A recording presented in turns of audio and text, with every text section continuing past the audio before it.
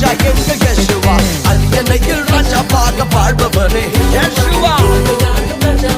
வாழ்பவரே யேசுவா உம்மை போல் தெய்வம் இந்த உலகில் இல்லை யேசுவா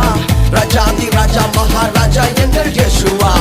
இரண்டாம் ஆதாமாக சாத்தானுக்கு சவாலாக சத்துருவை ஜெயிக்க வந்த யுத்த ராஜ சிங்கமாக சிலுவையில் சாத்தானை நீர் மொத்தமாக அழித்து விட்டீர் துணைத்தனம் அதிகாரங்கள் அனைத்தையும் புரிந்து போட்டீர் இரண்டாம் ஆதாமாக